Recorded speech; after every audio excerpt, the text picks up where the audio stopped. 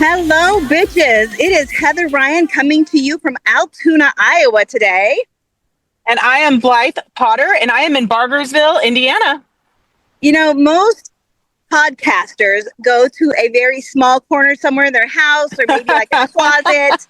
But Blythe said, when we're recording on Wednesday, we should go out and do our solo Shiro protesting on the street corner. So here we are. Woohoo! I know, it's like, and my Wednesdays are my only weekday off of work without Violet. And I was like, okay, I need to figure out time to be I want to protest every week in some capacity. I want to do this, but I also need to record. And there's other stuff too. I was like, well, crap, we can make this work, right? Surely we can make this work. This is the ultimate multitasking. This is the ultimate bitches get stuff done. Yeah. We're out protesting in our own little corners, in our own little parts of America, on the street corner, recording a podcast. Yes, I'm not gonna lie. Like Bargersville, it's a funny town. It's the third fastest growing town in the whole state. It's very progressive in a lot of ways, but it's still very like stuck in deep red mode in other ways. So I'm like, this is going to be interesting. I haven't been cheered at or honked at, but I also don't think I've been flipped off yet. So I've gotten 2 waves so far. So nice. I know. Good for you. I know. Well, before we get going, let's show signs. This is my little setup for right now. Okay. I just made this, so hopefully it's readable. It may not be. I don't have my bifocals on, so I can't see what it says. It says veteran care should not be partisan. Oh, beautiful. Yeah, so mine says VA cuts hurt veterans. And this is my little setup because I am not as organized as you. I am literally sitting on a wall.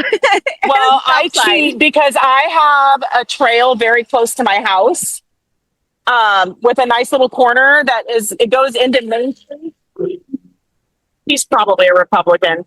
That goes into Main Street, but there's also a busy state road that comes by here, and the speed limit's supposed to be 30 miles an hour. So it's kind of a good spot. Well, it's not going to be very... I don't know what the weather's like there in Indiana, but it's hot as hell here in Iowa. It's already 74 degrees. It is not 74 yet. According to my watch, it's only 70, but it feels a lot hotter than that. I actually thought I was going to be in the shade, but I'm about like a few meters too far away, but I wanted to be at the corner. So we'll see. Well, we should do this every week, and I'll be more organized next week. That would be so much fun. Yes. And we can pick different spots around our areas. It'll be awesome. Yes, I love it. So if you're listening to this podcast and you're like, what the hell is that sound? You'll know that a big truck went past. Yes. Which is kind of required for rural Iowa. You must own a large, loud truck. Yeah. Same with, Bargersville is technically very rural, but it's a growing, there are a lot of subdivisions. It's just a weird, we have an identity crisis here in very many ways. Yeah, Altoona too. It's suburban. It's definitely a suburb of Des Moines. But you've got so many crops on the outskirts that you still get the rural element. Yeah. So we're probably in like the same area. Yes, pretty much. Wait, where are you? Are you here? Are you here? Are you around here? Do you hear that car horn going on? It's right at me. Okay, so we have such a packed episode. Over and above us being outside protesting on our solo Shiro protest day. This is, first of all, just to prove that anybody can go out with a sign, sit for 10 minutes on any given day of the week, whenever it's good for your schedule, just to let people know that there are people that are resisting, right? Yeah, absolutely. And this was your idea. I can't steal it. This was Blythe's idea, and I was like, oh my God, you're so smart. This is why I like you. It's a combination of your ideas. Oh, sure. But anyways, it is. Well, we've got a ton of things to talk about, and Blythe's the only one that's prepared, so she's got all the notes, so she's going to have to lead the topic. You're so funny. Well, what I do is as we lead up to when we record, I start a new note on my phone. Oh, God, you're so organized. I literally have a pad. Well, because I will forget. So I would like to start with 2 posts that you made recently. The first one kind of clarifying what is Bitches Get Stuff Done as a national organization. I know there's not, I actually don't remember an official vision and mission, but I also don't think that it's a stagnant or stationary vision or mission. So let's talk about what that looks like. Yeah, so I got an email from somebody through our website at bitchesgetstuffdone.org, and I just thought it was really, really a good question. I get a lot of emails from our website. That's good, right? Oh my Not good goodness. questions. But the person said that they went to our website and they couldn't make out exactly what our mission is. What exactly is it we do? And I was like, son of a bitch, that's a really good question, because you would not necessarily know by the website, because I'm not skilled at websites.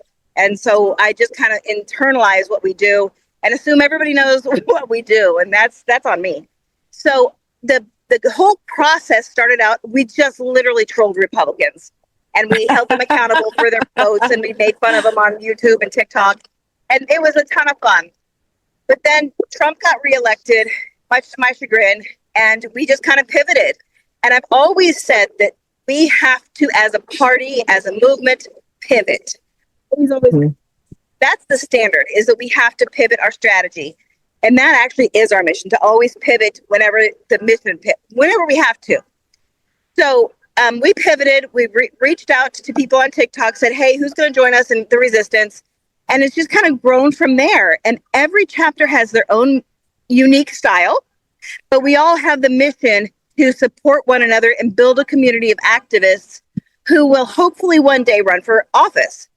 And in the process, we have these non-traditional protesting strategies, I would say, that aren't used by the campaigns usually, or the party.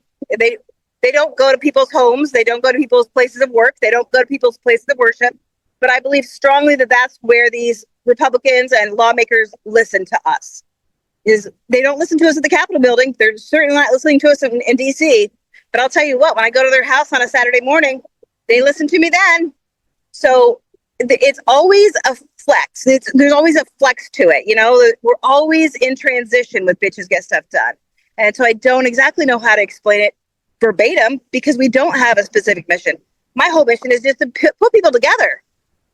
You know? Yeah, bringing back community, bringing back civic engagement, and whatever feels comfortable for people. But also pivoting with what is, right? Like, there's so much happening in the geopolitical scene, especially, I mean, even local, state politics and national politics here in the state, like America. It's just insane. So, I mean, it's almost like a science experiment to, like, okay, we need to get out of this. This is really bad. We don't really have a playbook, so we're going to figure it out. Yeah. And we're going to be really fucking loud about it. Absolutely. We don't have all the answers. I wish I did. If I had all the answers, everything would be fixed. But in the process of figuring it out, it is nice to have a community to help us figure it out. So, it really is. And it's kind of evolved a little bit for me. Like this, we hosted our first 50501 style protest in Johnson County over the weekend. We had over 120 people there. We finally got some local press on it. And for me, that was a big evolution, because I was very nervous about that. I'm actually still very terrified to do anything like this, because I'm afraid I'm going to get shot. Or my family will be harmed. And I know that sounds dramatic, but I mean, that's where we live. That's where we live. Yeah. But I also know that being quiet is not something I can do any longer. And it's interesting that you mentioned that. I'm going to go off topic a little bit, because I've been seriously considering running for Secretary of State next year, which isn't just like, hey, I'm signing up, we're going to do a primary. It is, we have a convention, a state convention, and I have to get the delegates at the state convention and the state central committee to vote for me over anyone else who might be competing against me. I first started thinking about this before last election, because I was talking about it with my campaign manager. She actually planted that seed in my head. So Marlene, this is your fault. And the more I thought about it, I was like, yes, we need better voter education and we need better elections. Our current SOS is terrible. And I consider her a friend, a mentor. She may not consider her to be a mentor in that capacity, but Destiny Wells ran for Secretary of State in 2022. She ran for Attorney General last year. She just ran for a state party. And I very much align with her way of doing things, which is very direct. And this needs to change. Our party has to change. The Democrats are not going to be able to succeed doing the same bullshit that they've been doing, because the Republicans aren't doing the same bullshit.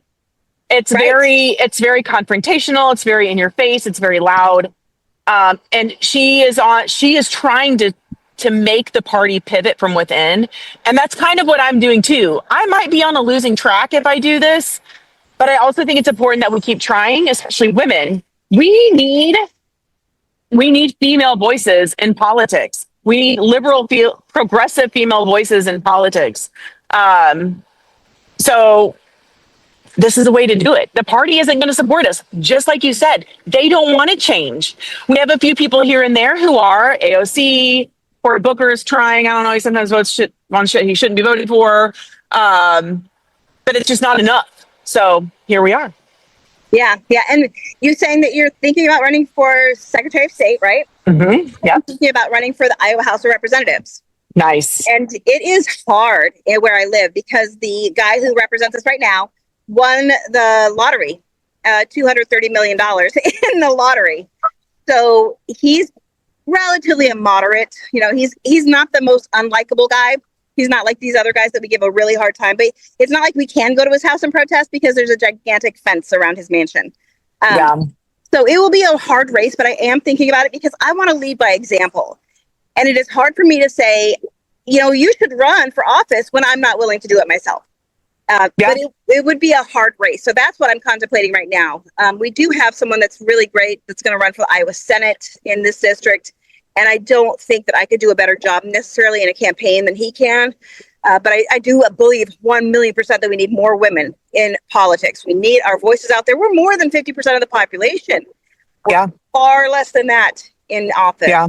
So once we have more women in politics, once we have more women in office, geez, maybe things will be so screwed up. Maybe. And I think what's important too, you mentioned the money thing. We aren't going to outraise our opponents.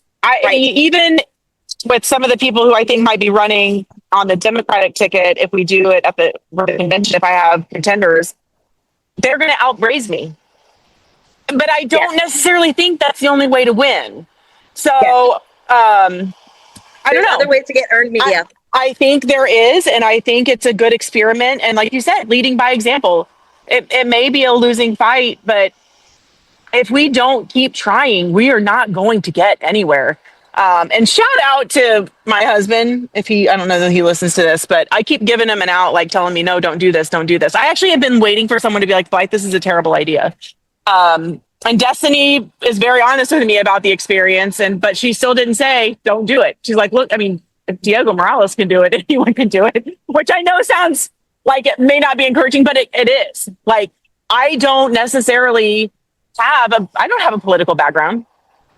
I have life experience. I'm a voter. Secretary of State is in charge of the voting in our state. It's important. It's so important. It cannot be stressed how important it is. It is. And it shouldn't be fucking partisan. I want to make that clear too. The jobs of the Secretary of State is a job that should not be biased in a partisan manner. Everybody should have access to voting if they're over the age of 18 and a citizen. So, yeah. Yeah, the fact that the Republicans want to take away the right to vote should say a lot about how important your vote is. Primarily for women, and that's another thing too. If a woman isn't going to stand up for this seat, or women, I hope there's more than one of me, right? Like, we need to see that in our party. We're the first ones that are going to lose our rights next to people who maybe weren't born here. So, yeah. Now that you're talking about it, our Secretary of State is probably going to run for governor. Maybe I should run. Yeah, we can do it together. I also like the idea of because SOS has been a hashtag I've been using for a while, like save our souls, save our state, whatever you want to say. Like, you can multitask that. There was another post that you had made that I wanted you to elaborate. Oh, you're one of the recent posts I saw from you. Somehow you're in my FYP a lot today, which hasn't been. It is good. I've been creating more content. Okay, well, that's probably part of it. Content, for like what's going on nationally, but I have been creating more content. Well, I've been seeing it, and you made a post about how you've been training your whole life for this, and the minute you said that, like, I almost cried. I was like, yes, I feel that way too. I don't have a poli-sci background. I really, until like 2 years ago, had nothing to do with politics officially, right? I had opinions. Jesus was all about politics. People don't like to talk politics, but they want to talk religion. Jesus was a politician, okay? Whether he was in office Jesus or not. Jesus was a liberal. Jesus very liberal. Healing the sick and feeding the poor.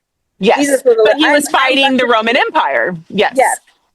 So he was political.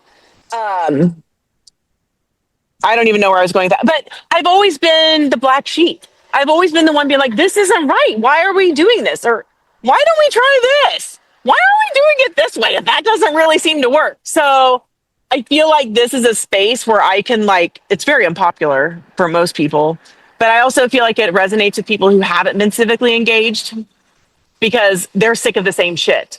So my experience in life has trained me for this, and I'm excited. Absolutely. Yeah, just because I majored in political science and I've always wanted to do this doesn't mean that I've always had this feeling. It's a different feeling than I've ever had. It feels like this is what all of this has led up to. And even if my life experience had been different, I'd probably feel the same way. Well, this is existential, and I think it's a little different for people like you and I who are veterans. Like, I know it is a big deal. Oh, I got another wave. Hi. Oh, they're neighbors. I know them. But still, it's very good. It is existential. And, you know, now we're relying on our current military to uphold their oath because we know shit's going to be coming down the line that they're going to be told to do that's bad. And it already is. We're losing fighter jets. Oh my God. Oh my God. So yes, that's the latest. I heard this morning that we've lost our third jet off of an aircraft carrier. I don't know the details yet. I haven't had an opportunity to go in and look at why or how or what. Oh my, as a Navy veteran who was in the Airedale community, I can tell you, it is not normal to lose airplanes off of aircraft carriers. I think the first two, they were saying that it was the aircraft carrier turning too fast. That's not normal. You know, as a captain, how fast you can go when you're turning before you're starting to jettison aircraft off your carrier. This is not normal. And it's terrifying that we have such incompetent leadership that it seems to be trickling down to the masses, to the rank and file. I can't even tell you, if I had lost a helicopter in our squadron, oh my God, I'd be breaking rocks in Leavenworth for the rest of my life. Yeah, well, there was a situation, and when I heard this happen today, I was like, you know what? When I was in Iraq, now I still maintain there was some shady shit that happened with some of our leadership where I got thrown under the bus for things that I should not have been thrown under the bus for. But there was one time we were at the embassy in Baghdad, and we were taking things off of the truck, off the Humvee, and apparently I put my M4 down, and supposedly I just left it somewhere. Now, it's possible. I am very, very, very particular about making sure I have my shit. So I think I maybe had my back turned and that pissed someone off and they just took it. Hang on, this loud truck. You're going to have to help me out on the meter. Oh, got a thumbs up. Yay. The meaning of an M4. I don't know what an M4 is. Instead of it's like a small M16. Okay. Oh my God. Am I saying that wrong? I might be saying that wrong. I think you can say it's an automatic machine gun. It's a rifle. My rifle. So I always had a 9mm on my hip. I always had my rifle, and then most of the time, if we had our trucks, I had a 50 cal, unless I was driving. So we had a few saws too. But anyway, so he took it. He just took it and didn't tell me like, "Hey, Hop, you left this. Pay attention to what you're doing." He just straight fucking took it and let me run around like a headless chicken, freaking out. And I was like, that right there was pretty traumatizing because what's up, battle buddy?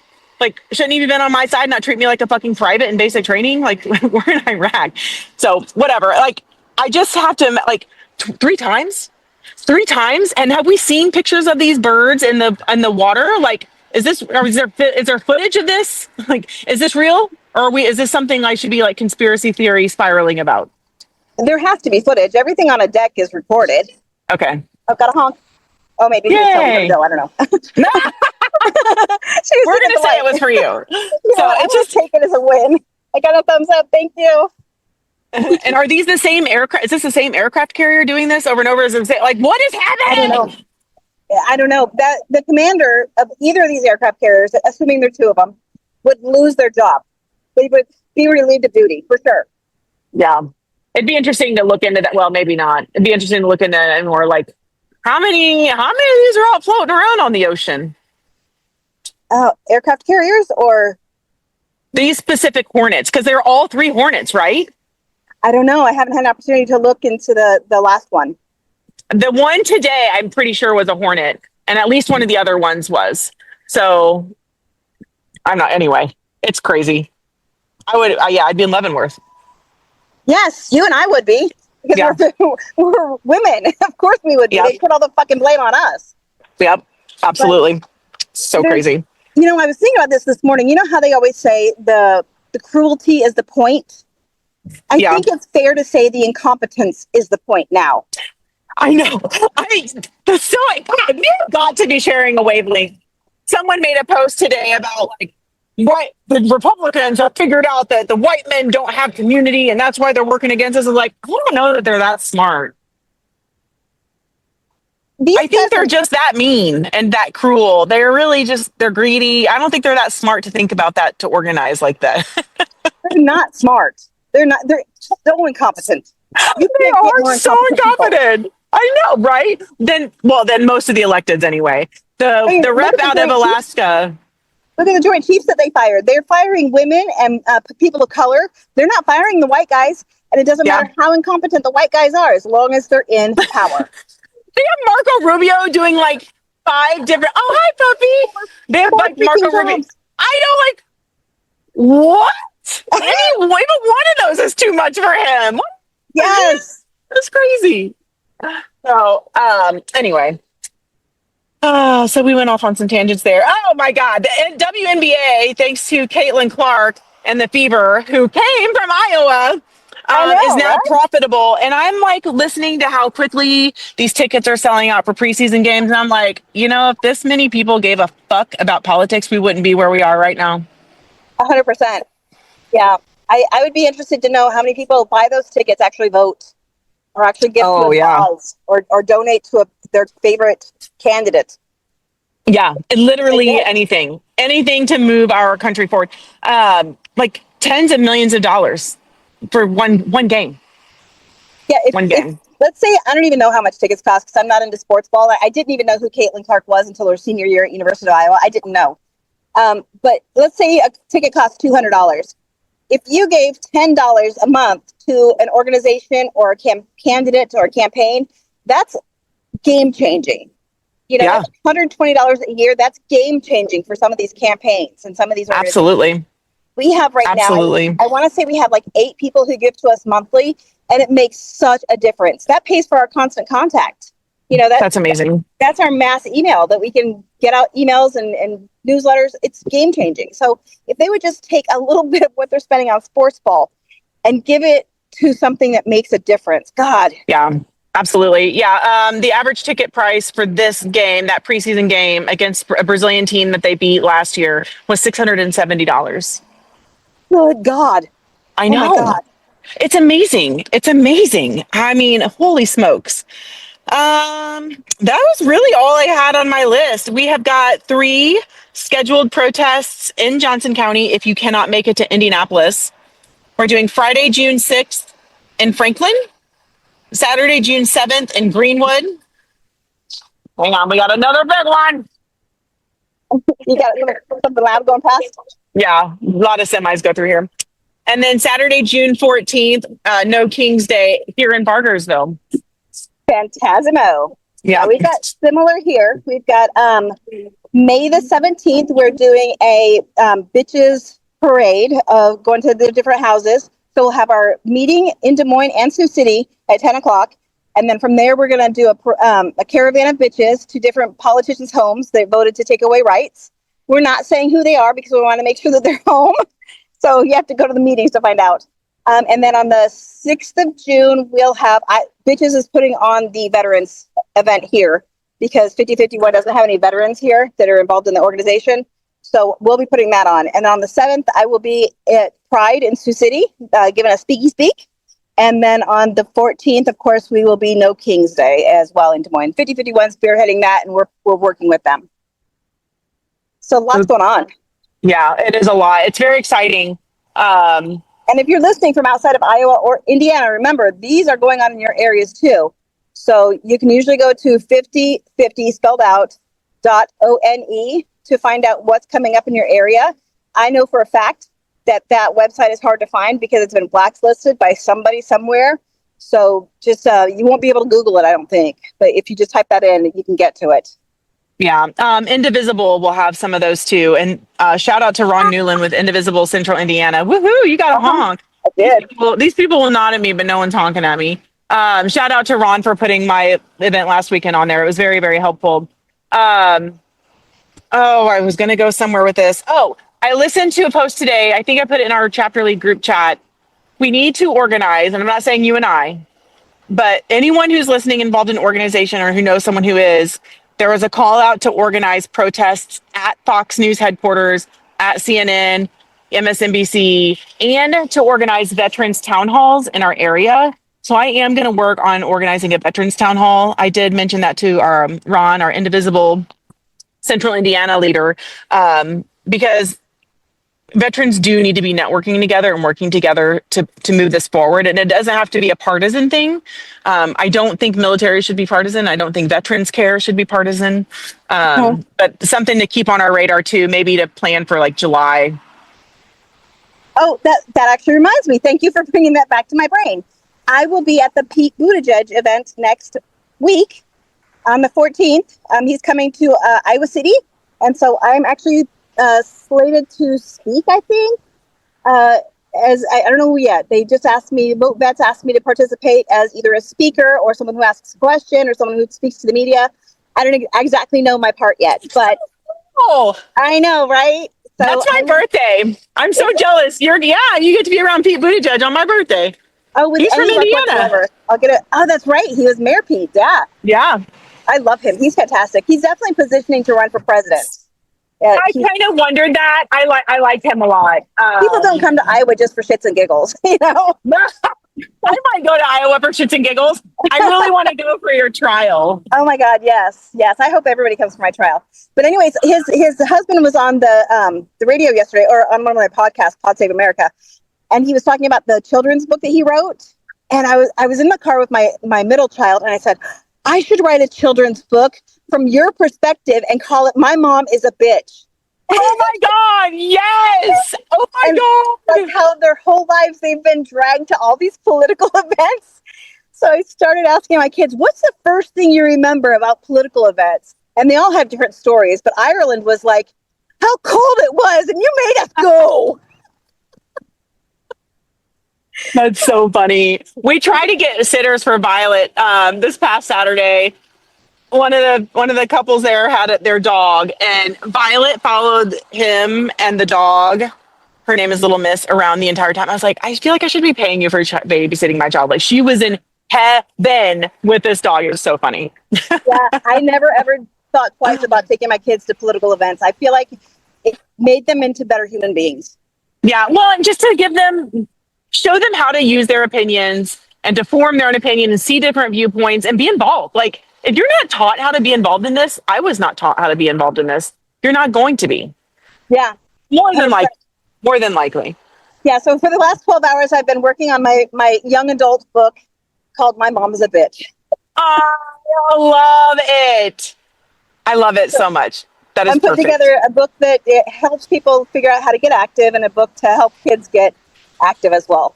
Nice. I've always wanted to write a book. I've always thought about doing some kind of self-care book, but maybe I should make it like self-care. I like to say that civic engagement and community care is self-care, but I don't know exactly how I would spin that for a full book. Writing down notes, Blythe. I mean, books are the way to go. Yeah. I'm absolutely convinced of it. When I go to all these speaking events, I need to have something that says, hey, I wrote a book.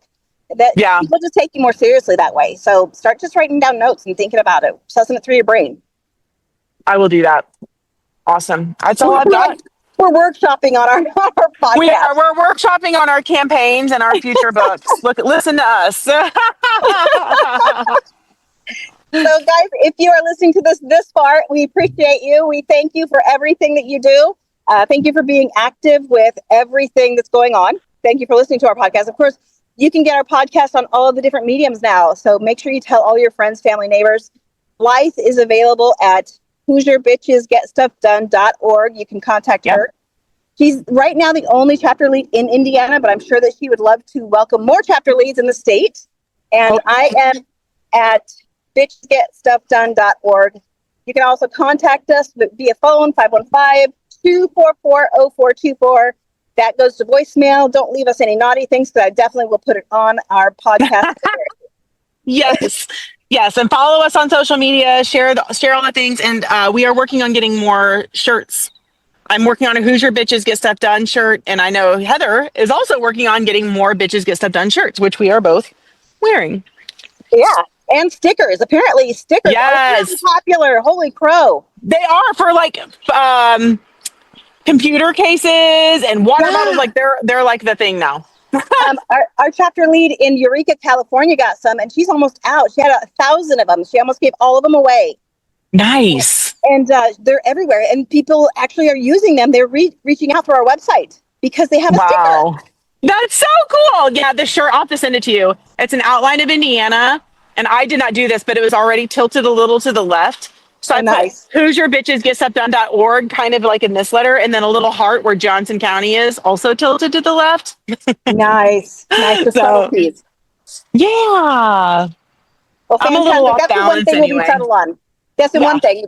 Everything else we're going to be brazen and outrageous. The t-shirt messaging will be subtle on. Yes. Well, it's like it definitely leans left, but also like shit's messed up. We're off our axis.